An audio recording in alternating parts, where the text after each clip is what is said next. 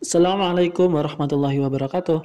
Halo teman-teman, pada video kali ini kita akan bersama-sama membahas tentang soal Olimpiade Sains Nasional untuk tahun 2021. Oke, soal yang pertama, diagram tersebut mempresentasikan hasil survei penghasilan dan instrumen investasi pilihan dari 1.000 orang di suatu wilayah.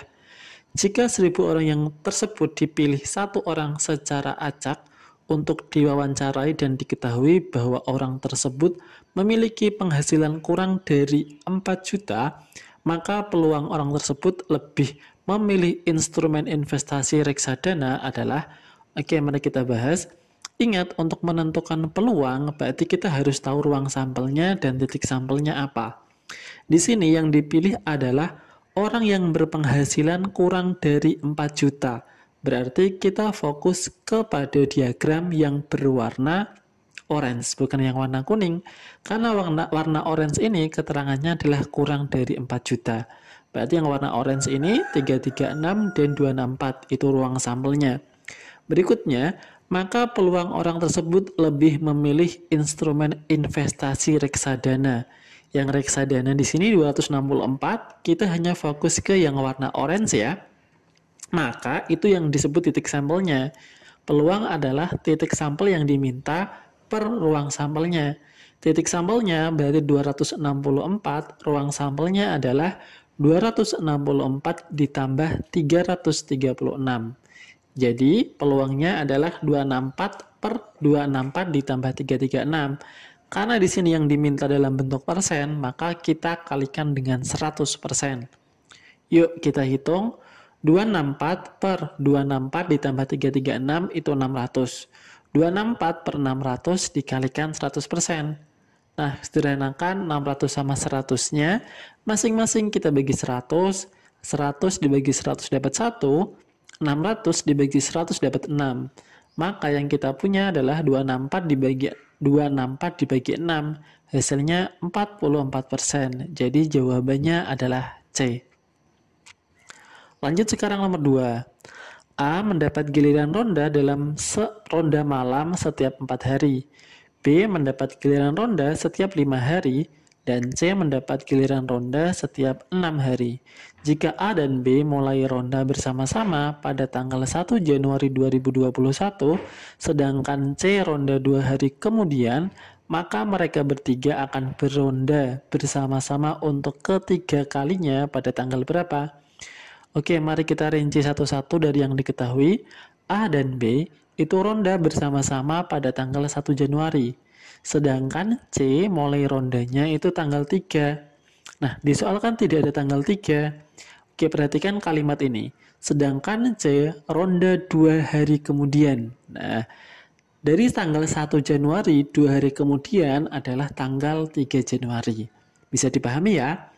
Oke, lanjut sekarang kita cari kapan mereka bertiga, A, B, dan C akan beronda bersama-sama. A dan B beronda bersama itu pada tanggal 1 Januari. Lalu yang A itu setiap 4 hari sekali dan B setiap 5 hari sekali.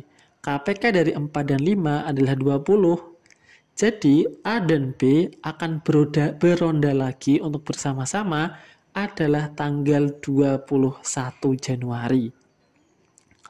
Lanjut, sedangkan yang C itu ronda pertama kali pada tanggal 3 Januari. Nah, dengan rentang rondanya adalah setiap 6 hari sekali. Maka setelah tanggal 3, yang C akan beronda pada tanggal 9, ronda lagi pada tanggal 15, ronda lagi pada tanggal 21 Januari. Yang artinya A, B, dan C akan beronda bersama-sama itu pada tanggal 21 Januari. Itu untuk pertama kalinya. Nah, kalau kita sudah menemukan tanggal pertama kali mereka ronda, yaitu tanggal 21, kita bisa menentukan kapan mereka akan beronda bersama-sama untuk yang ketiga kalinya melalui KPK dari 4, 5, dan 6. 4-nya adalah ronda yang A, 5 untuk ronda yang B, dan C untuk ronda yang 6 itu ronda yang C. Karena ketiga kalinya, maka KPK-nya kita kalikan 2. Nah, KPK dari 4, 5, dan 6 itu 60. Berarti 60 kali 2 itu sama dengan 60 tambah 60 ya. Jadi ketemunya 120. Maka A, B, dan C itu ronda untuk ketiga kalinya bersama-sama itu tanggal 141 Januari. Padahal kita ketahui bersama bahwa Januari itu tidak sampai 3 sampai 141. Oke. Nah, karena Januari itu sampai 31 saja, maka kita kurangkan dengan 31 Januari. Sisanya berarti bulan Februari ya. Nah, 141 kita kurangi 31 jadinya pelan-pelan aja. 141 dikurangi 31 ketemunya 110 Februari. Lanjut. Februari juga sama, mentoknya cuma sampai tanggal 28. Kita kurangkan 110 dikurangi 28 ketemunya 10 kurangi 82, 10 kurangi 2, 8. Jadi 82 Maret. Maret juga sama, nggak sampai tanggal 82. Kita kurangkan lagi 31 Maret. 82 Maret dikurangi 31 Maret. 2 kurangi 1, 1, 8 kurangi 3, 5. 51 April. Tidak ada tanggal 51 April. Kita kurangkan lagi tanggal maksimal April itu 30. 1 kurangi 0 itu 1. 5 kurangi 3 itu 2.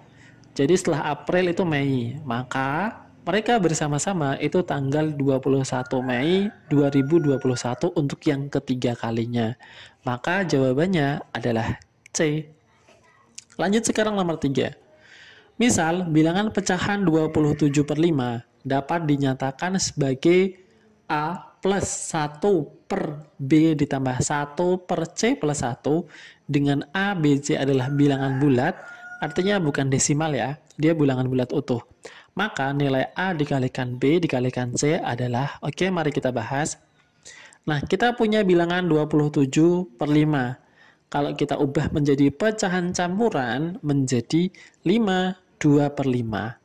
5/2/5 bentuk ini bisa kita tulis dengan 5 ditambah 2/5. Oke.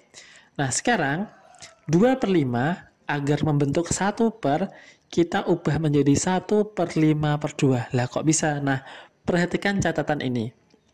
Ingat, 1/5/2 itu artinya sama dengan 1 dibagi 5/2.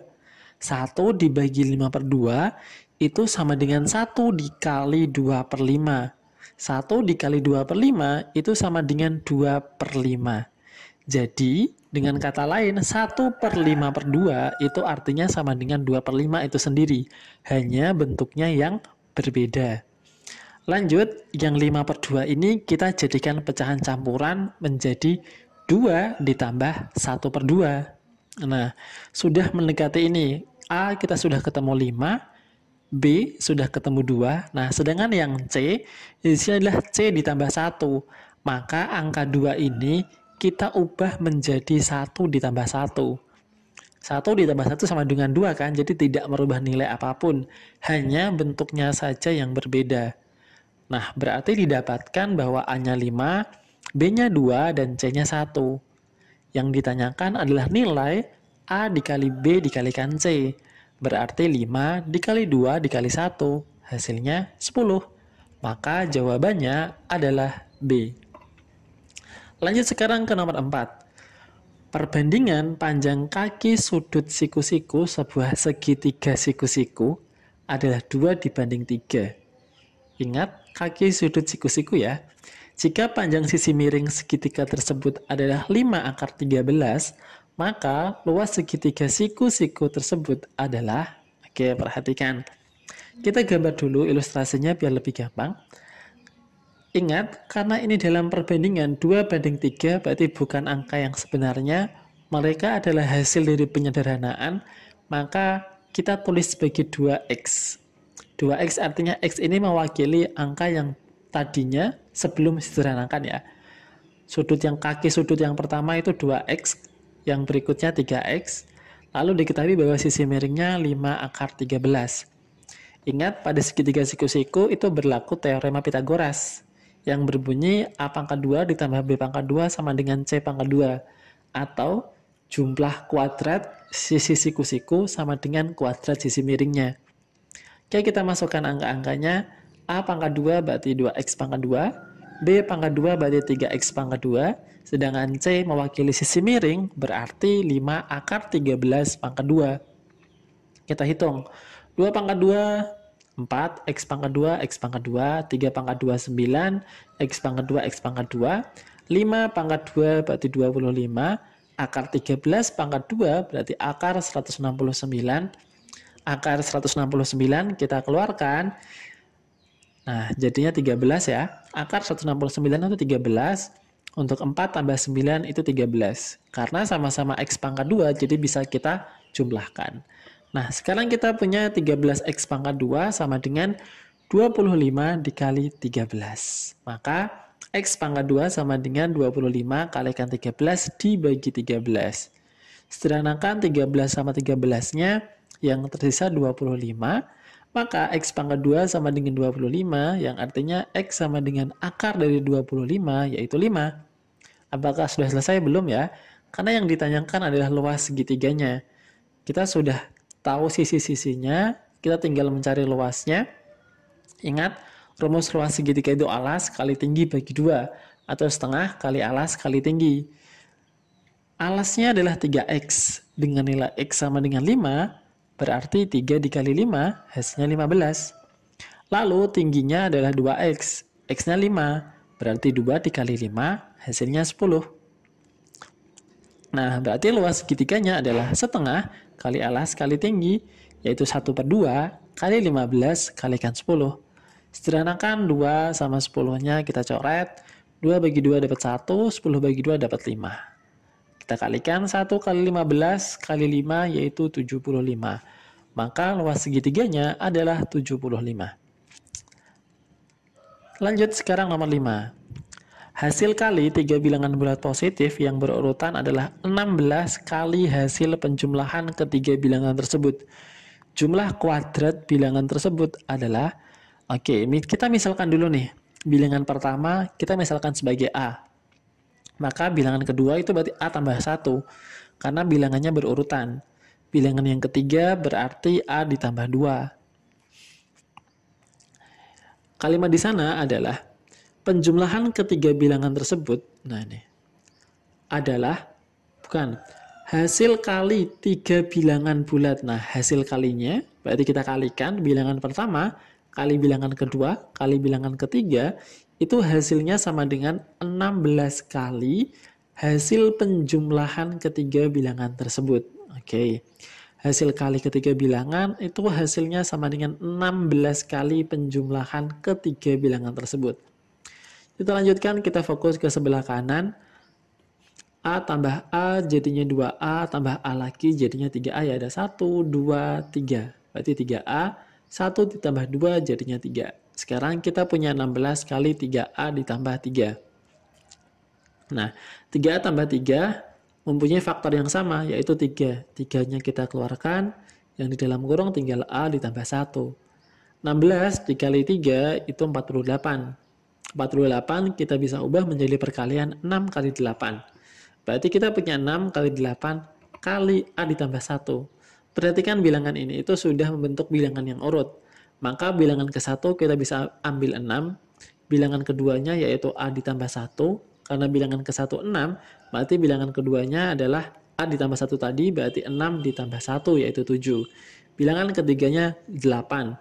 Berarti kita sudah mendapatkan bilangan yang urut, yaitu 6, 7, dan 8.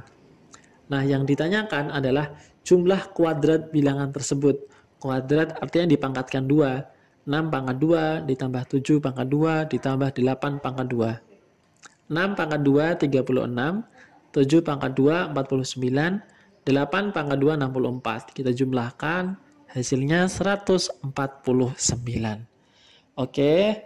Sekian untuk pembahasan kali ini. Kalau misalnya ada kritik dan saran, silakan tulis di komentar. Semoga bermanfaat. Terima kasih. Wassalamualaikum warahmatullahi wabarakatuh.